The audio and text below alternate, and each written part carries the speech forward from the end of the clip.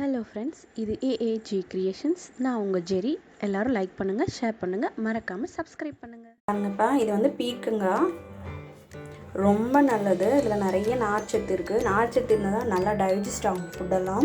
இது வந்து அடிக்கடி சேர்த்துக்கணும். ஃபுட்டில் நிறைய பேர் சாப்பிட மாட்டாங்க, ஆனால் இது ரொம்ப நல்லது. இன்றைக்கி வந்து இதை வந்துட்டு சட்னி மாதிரி செய்ய போகிறோம். இட்லி, தோசை, சாப்பாடு இதுக்குனாலும் தொட்டுக்கிற மாதிரி சட்னி செய்ய போகிறோம். இந்த தோல் வந்து இந்த இடத்துலலாம் ரொம்ப ஹார்டாக இருக்குது, அதனால் நான் வந்து காய் சீரகம் வச்சு சீவிக்கிறேன். அந்த நார் மாதிரி இருக்கிறத மட்டும் சீவிக்கோங்க, மற்றது நான் வதக்கிட்டு அப்படியே அரைச்சிக்கலாம். ஆனால் இப்போ 2 பீக்கங்காய் எடுத்து தோல் நல்லா கொஞ்சம் அந்த சொரசொரப்பாக இருந்தது மட்டும், நார் மாதிரி இருந்தது மட்டும் சீவி போட்டுட்டு கட் பண்ணி வச்சுருக்கோம். இது வந்து பாருங்கள், ஒரு 10 சின்ன வெங்காயம், ஒரு பெரிய தக்காளி பழம், இப்போ இது எல்லாத்தையும் நல்லா எண்ணெயில் போட்டு வதக்கி விட்டுக்கோங்க. சால்ட் தேவையான அளவு சேர்த்துக்கோங்க. ஃபஸ்ட்டு கொஞ்சம் சேர்த்துக்கோங்க, அரைச்சி பார்த்து அப்புறம் டேஸ்ட் பத்தலைன்னா கொஞ்சம் சேர்த்துக்கலாம். நிறைய போட்டு கச்சிடும். நல்லா எண்ணெயில் அப்படியே வதக்கி விட்டுக்கலாம் சால்ட் போட்டு.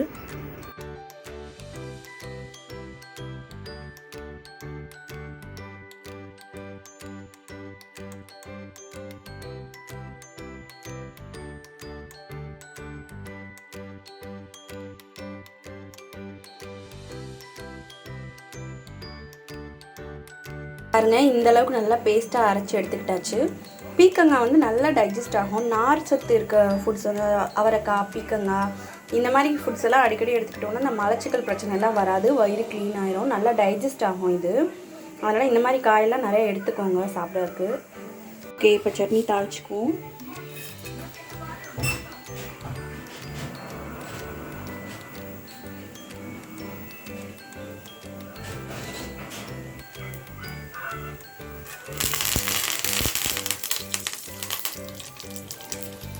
நான் வந்து மிளகாய் வத்தெல்லாம் சேர்த்து அரைச்சிட்டேன், அதனால் இதை மட்டும் போட்டுக்கலாம். போட்டு அப்படியே வதக்கிட்டுக்கலாம். நல்லா சட்னி கொதிச்சிருச்சு. கொதிச்சோடனே ஆஃப் பண்ணியாச்சு. அவ்வளோதான், ரெடி ஆயிடுச்சு.